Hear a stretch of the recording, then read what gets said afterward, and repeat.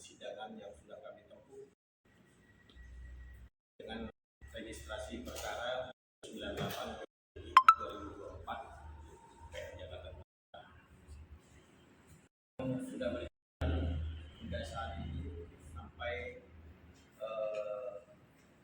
tahap akan datang ini tanggal 6 Januari 2024 ada pembacaan berdasarkan putusan akan dibaca oleh hakim yang memeriksa perkara. Dalam hal ini perlu kami sampaikan tujuan dari rilis ini adalah sebagai catatan persidangan untuk para pihak, khususnya penggugat dan juga tentunya pihak-pihak terkait dan para pengawas penegakan hukum, institusi-institusi pengawas penegakan hukum seperti PMK, Mahkamah Agung maupun yang di luar itu. Ada beberapa institusi yang sekarang ini sudah mulai dijalankan oleh pemerintahan era Prabowo ini, antara lain adalah Admin Gerindra. Nah, tujuan kami juga selain menyampaikan ini sebagai pengingat, juga menyampaikan harapan kami bahwa perkara ini akan berjalan dan diputus dengan sepenuhnya berdasarkan kebenaran dan keadilan. Untuk itu kami mempersilakan penanya untuk menyampaikan poin-poin yang akan kami jawab nanti setelah penanya itu dibacakan secara sempurna. Baik, terima kasih Pak Yanus selaku kuasa hukum daripada Hasani Manik. Kami menghimpun ada beberapa hal yang akan kami tanyakan, Pak. Tentunya apa yang menjadi harapan para ahli waris yang memang selama ini berseteru haknya mereka dirampas. Konon katanya dari pemerintah daerah, ya mungkin kami butuh penjelasan, Pak. Pertanyaan saya pertama, Pak, adalah apakah inti dari pokok gugatan perkara Perdata PMA nomor perkara 398 PDTG 2024 Pengadilan Negeri Jakarta Utara? Baik, saya akan jawab satu persatu ya. Pertanyaan pertama, inti dari gugatan pokok adalah yang saya harus tegaskan di sini, harus saya cetak tebal bahwa gugatan kami bukanlah tentang siapa yang berhak atas objek sengketa, karena itu sudah lewat. Pada tahun 2000 itu Hasani Manik melalui para ahli waris dan kuasanya telah melakukan gugatan di Pengadilan Negeri Jakarta Utara dengan registrasi perkara 156 PDTG 2000 Jakarta Utara. Dan gugatan itu alhamdulillah dimenangkan oleh penggugat, artinya dimenangkan oleh Hasani Manik. Kemudian para tergugat dan turut tergugat banding di Pengadilan Tinggi Jakarta Pusat. Lagi-lagi Hasani Manik dibenarkan. Terus naik ke kasasi, begitu juga. Artinya, dan itu kasasi terjadi 2004. 2003 kasasi, pembacaan putusan 2004. Pengadilan Tinggi 2001. Dari 2000 ke 2001 1 tahun, dari 2001 ke 2003 ada sampai putusan 2004 3 tahun. Berarti ini sudah lebih daripada inkrahnya ya kan? Nah, memang pada waktu itu para ahli waris tidak memiliki persiapan yang cukup mumpuni untuk melakukan eksekusi, sehingga mereka berharap pada waktu itu dengan adanya putusan pengadilan yang sudah dimenangkan hingga sampai tingkat kasasi, maka para tergugat dengan serta-merta menyadari kekeliruannya dan kemudian menyerahkan dengan sukarela atau memberikan ganti rugi dengan sukarela. Tapi ternyata tidak seperti itu yang terjadi. Mereka hanya mendiamkan putusan itu dan kemudian menunggu sampai kemudian ada gerakan kembali. Nah, inilah sekarang ini kita lakukan gugatan. Yang kita gugat bukan lagi tentang siapa yang berhak, karena yang berhak itu sudah diputus oleh pengadilan, sudah jelas Hasan Imani dan para ahli waris dia sekarang. Tetapi yang kita gugat adalah supaya para tergugat ini dan turut tergugat ini secara tanggung renteng ataupun sendiri memberikan haknya penggugat, yaitu membayar ganti rugi atau kembalikan objek sengketa kepada para ahli waris. Itu pokok gugatan kita, inti dari pokok gugatan kita itu seperti itu. Nah, jadi jelas ya sekarang inti pokok gugatan adalah bukan tentang siapa yang berhak, tapi tentang kewajiban yang harus dilakukan oleh para tergugat dan tergugat. Saya kira demikian. Ya, baik. Ya, cukup jelas penjelasan dari kuasa hukum dari Hasan Imani. Kami mau menanyakan bagaimana peluang keberhasilan gugatan Aqua dari sudut pandang hukum menurut pendapat pengacara. Ya, Karena baik, selaku penggugat sampai saat sekarang, baik. bagaimana peluang? Baik, terima kasih. Kalau kita berbicara tentang peluang, tentu selalu ya, setiap pengacara berdasarkan sumpah dan kode etik, kami tidak boleh menjanjikan kemenangan. Artinya semuanya 50-50. Tetapi kalau ditanya pandangan saya, ya pandangan hukum berdasarkan pengalaman yang terbang yang sudah saya lewati bertahun-tahun, maka secara formil,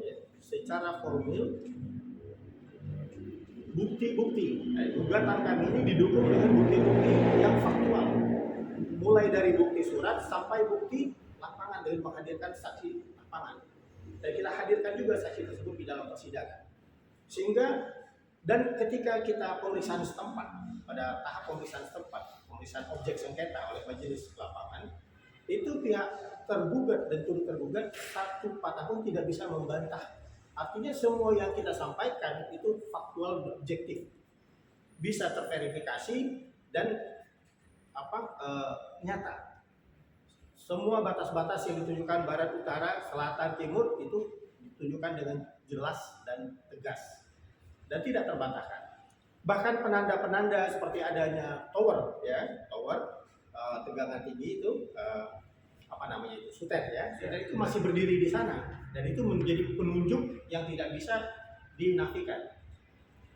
Dengan demikian, kalau berdasarkan pandangan hukum secara formil, secara berdasarkan hukum acara yang kami jalani, kami belum melihat adanya celah bagi persidangan ini untuk menolak gugatan kami. Jadi saya selaku person secara pribadi, ya, bukan dalam kapasitas seorang advokat yang dia sumpah menjanjikan kemenangan, bukan, tapi sebagai advokat yang menjalankan kuasa ini, saya berkeyakinan penuh perkaranya akan kita menangkan. Baik, terima kasih Pak. Tambahan Pak, menurut yang kami himpun, para pihak tergugat dan turut tergugat telah mengajukan eksepsi dan jawaban atas gugatan penggugat. Dapatkah dijelaskan terkait poin-poin eksepsi yang dimaksud Pak? Ya, memang betul para tergugat dan turut tergugat dengan catatan ya. Tergugat di sini tergugat 1, 2, 3, kemudian ada turut tergugat. Nah, tergugat 3 dalam hal ini institusi pemerintah BPN Kota Jakarta Utara itu memang tidak pernah hadir. Artinya beliau tidak menggunakan haknya. Seseorang yang tidak menggunakan haknya di dalam persidangan itu secara hukum, maka dia dianggap tidak berpendapat. Artinya mengikuti apapun putusan. Jadi kita kesampingkan itu, kalau saya di sini akan menyebutkan para tergugat itu berarti tergugat 1 dan 2. Kemudian turut tergugat. Ya. Nah, para tergugat dan turut tergugat itu menyampaikan eksepsi. Kalau eksepsi itu sebetulnya jawaban juga, tapi khusus kepada hukum acaranya, ya, secara formil.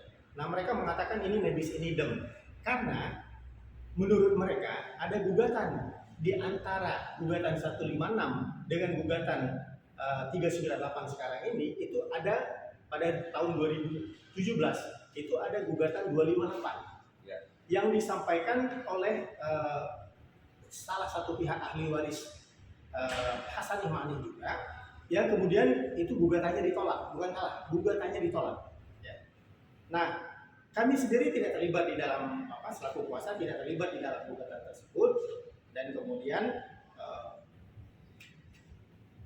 tapi kemudian mempelajari bahwa apa yang digugatkan itu sebetulnya jauh berbeda dengan apa yang kita gugat sekarang 398, dan berbeda juga dengan yang dilakukan oleh 156, ya kan. 156 itu tentang siapa yang berhak, sementara 398 adalah tentang kewajiban yang harus dilakukan oleh para tergugat.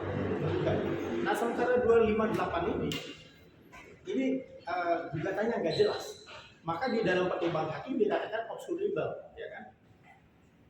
Gugatannya kabur, kemudian gugatan tidak diterima. Kalau gugatan tidak diterima itu karena memang mungkin faktor hukum acaranya, landasan formilnya tidak terpenuhi sehingga tidak diterima. Itu di dalam eksepsi sudah tidak diterima. Oleh karena itu memang kami pun tidak pernah membahas itu dan kita kesampingkan itu karena itu juga bukan dari kami selaku penggugat, selaku kuasa ya pada waktu itu. Tapi yang lebih penting dipahami sekarang substansinya adalah pada gugatan 156 itu harusnya sudah bisa dilakukan eksekusi jauh dulu di tahun 2000 itu, ya kan. Tetapi karena sesuatu dan hal yang menyangkut dengan kemampuan finansial, maka para ahli waris waktu itu tidak melakukan atau memohonkan eksekusi. Nah, tetapi bahwa eksekusi itu bisa saja dilakukan sekarang ataupun kapanpun, tahun depan silakan aja, karena tidak ada satupun aturan hukum yang membatasi eksekusi itu kapan. Yang penting inkrah itu 14 hari. Ya kan? Nah, karena kita ini ingin memperjelas ketika kita mengeksekusi nanti, andai pun kita eksekusi, maka kita ajukan gugatan sekarang ini tentang apa yang kita mohonkan di eksekusi itu apa. Itu kita pertegas di dalam gugatan 398. Nah, inilah yang kemudian tadi saya katakan di awal, gugatan kita adalah tentang kewajiban yang harus dia lakukan oleh para tergugat dan tergugat ini, yaitu membayarkan ganti rugi atau mengembalikan objek sengketa kepada para ahli waris. Ya. Nah, kemudian dalam 398 ini para tergugat dan turut tergugat mengajukan eksepsi nebis in idem. Nebis in idem itu adalah suatu perkara yang digugat 2 kali, harusnya ditolak. Nah, tapi ada syarat-syaratnya. Ada 4 syarat dalam nebis in idem itu. Yang pertama, objeknya sama, subjeknya sama, pokok gugatannya sama, ya kan? Nah, itu seperti itu. Sementara ini jauh berbeda dari 156, 258 sampai yang sekarang ini berbeda. Kalau dulu tergugatnya itu tergugat satunya itu ada semua rekod, ya kan? Kemudian turut tergugatnya baru rekod dan seterusnya. Nah, sekarang ini justru terbalik. Tergugat satunya itu adalah Pemprov. Kenapa? Karena memang situasi sudah berubah.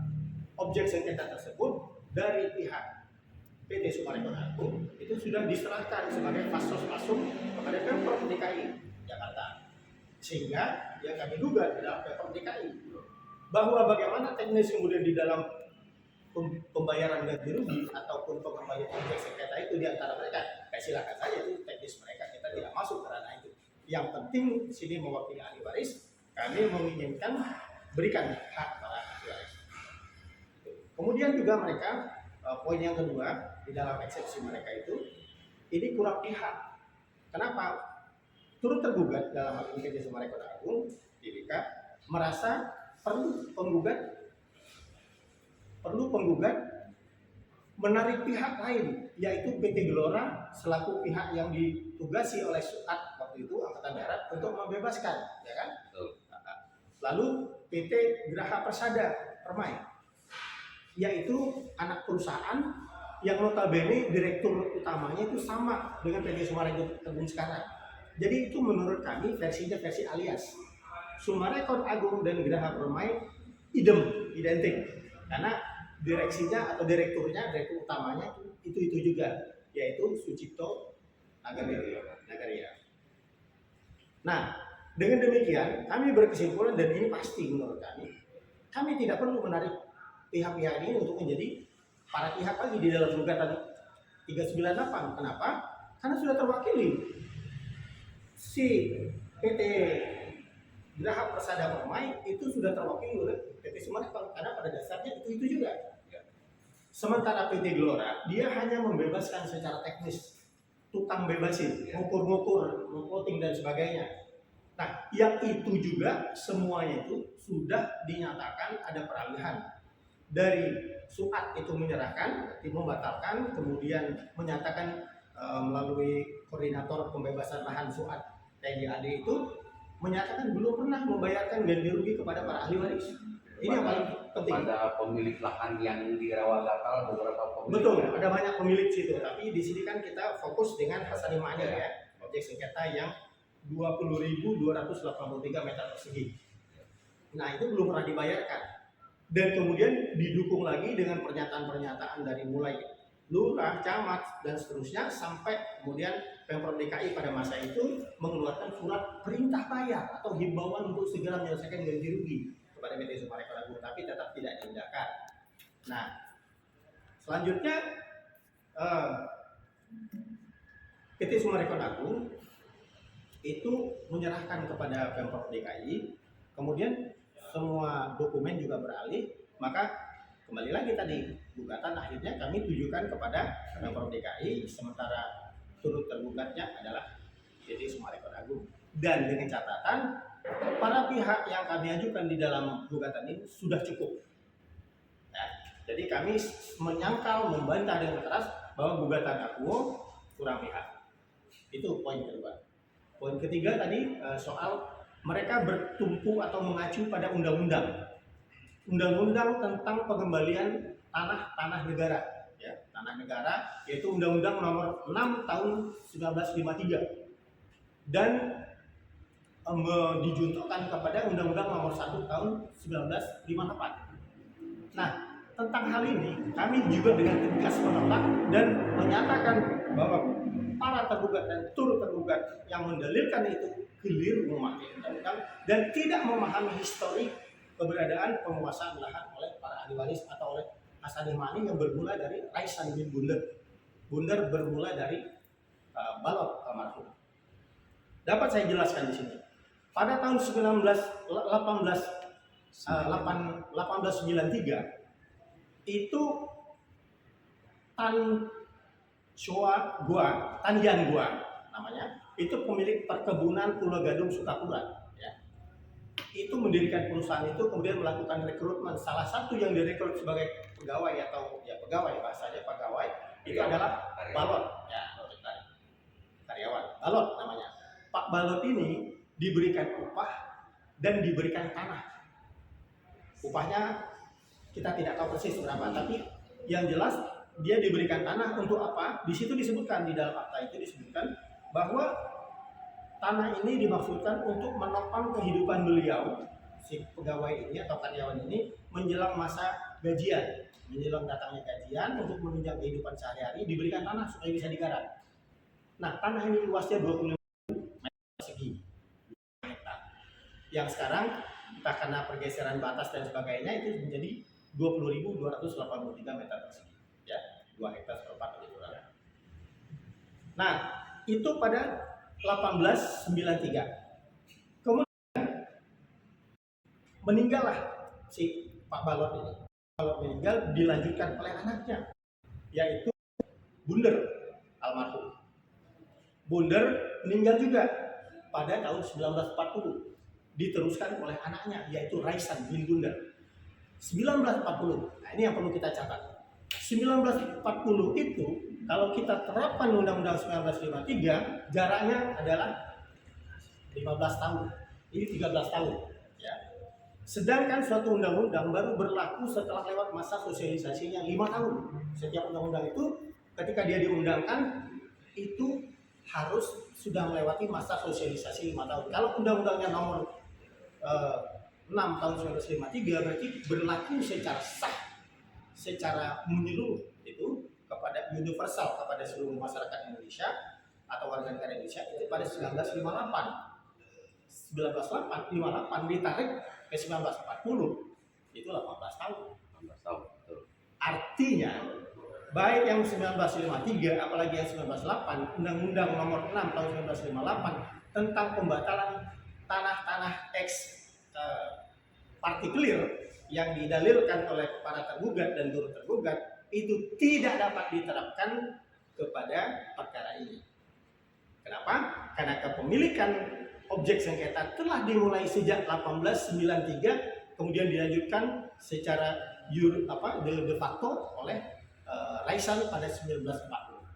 Ya, maka dengan demikian poin bahwa kepemilikan tanah Jirik C 1448 ya, Persil 972 S ya, sawah gitu. S itu sawah 2 Romawi ya, kelas 2 itu adalah sah dan tidak dapat dibatalkan dengan menggunakan Undang-Undang 1953 maupun apalagi 1958. Kecuali kalau undang-undang ini diberlakukan pada sebelum 1893. Nyerah kita kalau begitu. Ya. Nah, ini masih ada pertanyaan yang lain? Ada 2 lagi yang mau sangat mendasar sekali yang ingin kami tanyakan. Kesempatan ini. Tentunya kami mengamati dan mendapatkan informasi. Pihak turut tergugat 3 tidak pernah menghadiri persidangan. Bagaimana penjelasan tentang ini kira-kira menurut Bapak? Kami sih kalau ikut tergugat tentunya sebagai ini harus dia menghadiri kan begitu. Tapi bagaimana pendapat Bapak? Baik, saya akan jawab secara yuridis formil ya, artinya hukum formil berdasarkan hukum acara di dalam suatu persidangan. Jadi seseorang yang dipanggil menghadap persidangan harusnya dia taat dengan panggilan itu, mentaati panggilan itu, memperhatikan, kemudian menghadiri persidangan itu. Walaupun dalam persidangan itu kemudian dia akan menyampaikan keberatan atau penolakan, silakan saja, tapi nyatakan di dalam sidang. Nah, dalam hal ini tidak ada hal semacam itu yang dilakukan oleh turut tergugat oleh tergugat 3 dalam hal ini BPN Kota Jakarta Utara.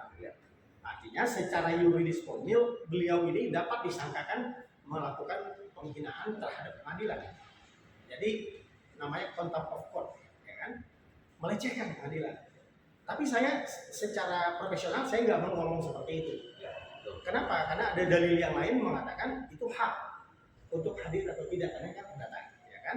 Artinya ketika dia memutuskan tidak berkenan atau tidak merasa perlu untuk menghadiri persidangan itu dengan segala konsekuensi bahwa dia tidak menggunakan haknya, berarti dia tidak ada hak untuk melakukan komplain dan seterusnya, maka ya itu sah-sah saja. Hanya memang tadi kalau balik lagi secara yuridis formil, hakim harusnya memberikan teguran. Nah, tapi sejauh ini kami belum melihat ada teguran atau apapun itu.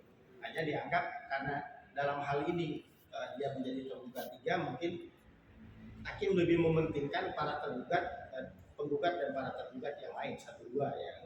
Nah, karena di sini keberadaan tergugat 3 sebetulnya hanya dalam konteks menerima permohonan dan penerbitan sertifikat 52 pegang sangguan, ya, yaitu sertifikat hak pakai yang dimohonkan oleh Pemprov DKI Jakarta setelah menerima penyerahan dari PT Summarecon Agung. Nah, dengan demikian mungkin sikap tergugat 3 ini ya udahlah, nanti kalau memang gugatan ini kemudian dalam gugatan ini majelis memerintahkan untuk menganulir ataupun membatalkan dan seterusnya, ya kami patuhi itu. Nah, saya tetap berpikir positif untuk hal itu. Tapi secara faktual juga menurut kami harusnya ini tidak menjadi presiden ke depan. Kenapa saya katakan menjadi presiden? Bisa saja suatu hari dianggap nanti putusan pengadilan ini bisa diintervensi karena pada para pihak yang tidak hadir, gitu ya kan? Nah, tapi kita akan lihat ke depan seperti apa. Apakah memang senekat itu, gitu kan? BPN yang sengaja tidak menghadiri dari sejak awal sampai akhir hingga putusan, kemudian suatu hari dia mengintervensi atau pihak lain mengintervensi, ya kita akan lihat legal standingnya sejauh mana.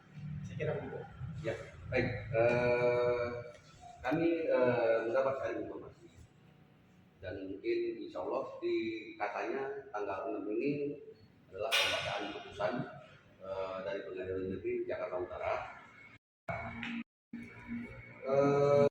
Yang kami pertanyakan, bagaimana netralitas Majelis Hakim dan Negeri Jakarta Utara dalam perkara ini? kami tentunya majelis tentunya masyarakat mengharapkan apa yang menjadi tuntutan penggugat selaku kuasa hukum dengan bukti-bukti otentik secara perdata, dokumen-dokumen termasuk dengan sidang lapangan. Pak. Ya, alhamdulillah mulai dari sidang pertama sampai hari ini menuju sidang terakhir yaitu pembacaan putusan nanti yang insya Allah akan dibacakan secara ekor pada tanggal 6 Januari 2025 oleh Majelis Hakim yang memeriksa perkara ini. Kami merasa segala sesuatu masih berjalan normal dan proporsional. Artinya hakim bersikap sangat netral, memberikan hak dan kesempatan yang sama kepada para pihak. Contohnya pernah pihak tergugat meminta waktu untuk pelaksanaan sidang berikutnya itu 2 minggu, ya kan? Nah, diberikan. Sebaliknya juga penggugat juga pernah mengajukan, khususnya di dalam pengajuan kesimpulan, penggugat memohon kepada majelis saat di pemeriksaan tempat, sidang pemeriksaan tempat di lapangan, di objek sengketa, penggugat juga mengajukan permohonan waktu 2 minggu dan dikabulkan juga. Nah, itu dari sudut netralitas kami melihat sudah sangat proporsional. Tentunya di luar itu, penggugat juga berharap bahwa majelis senantiasa bersikap adil seperti yang selama ini dan dengan segala integritas yang tinggi terhadap kewenangan dan fungsi beliau sebagai hakim, sebagai majelis akan memutus perkara ini dengan pertimbangan-pertimbangan yang juga adil, ya kan? Artinya tidak berat sebelah, tidak memihak, dan kami percaya itu akan dilakukan oleh majelis hakim. Kenapa? Karena pertama memang selama persidangan kami melihat integritas hakim yang sangat baik, kemudian sikap netralitas yang sangat tinggi, dan juga tentu kita sama-sama paham tidak mungkinlah seorang hakim atau para hakim dalam perkara ini akan melakukan sesuatu yang merugikan kepada kredibiliti pengadilan itu sendiri maupun kepada personal mereka, pribadi mereka masing-masing selaku pejabat pengadilan atau hakim yang memutus perkara. Karena di luar pengadilan ini tentu kita tahu ada lembaga atau institusi yang memang mempunyai tugas untuk mengawasi kinerja hakim, seperti contohnya komisi yudisial, ya kan?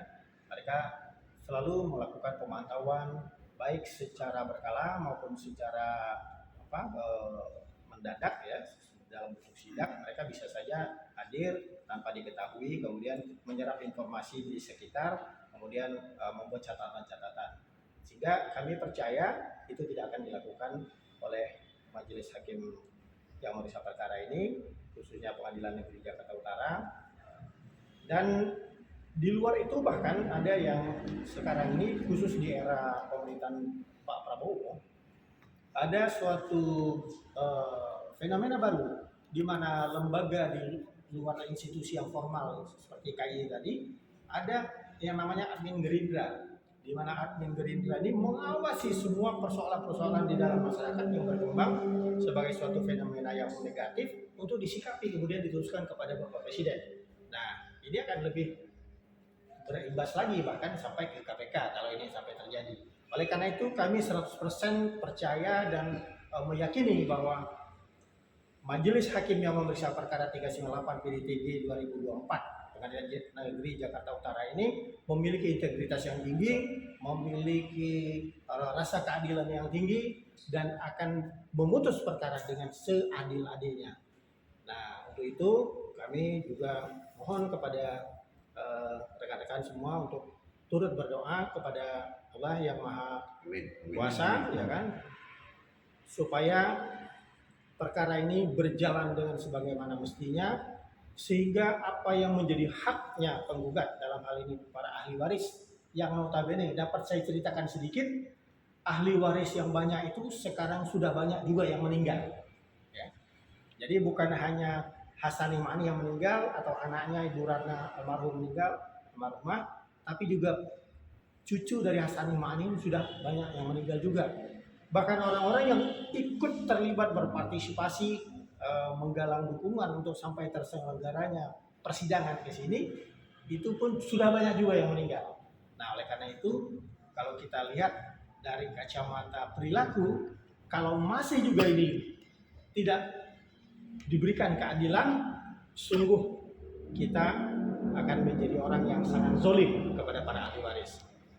Demikian, mudah-mudahan kita semua diberikan kekuatan, kesabaran, dan rasa keadilan, sehingga Allah akan senantiasa merahmati kita. Amin ya rabbal alamin. Saya kira demikian. Saya tutup dengan billahi taufik wal hidayah. Wassalamualaikum warahmatullahi wabarakatuh. Waalaikumsalam warahmatullahi wabarakatuh. Ya, ya. Ya.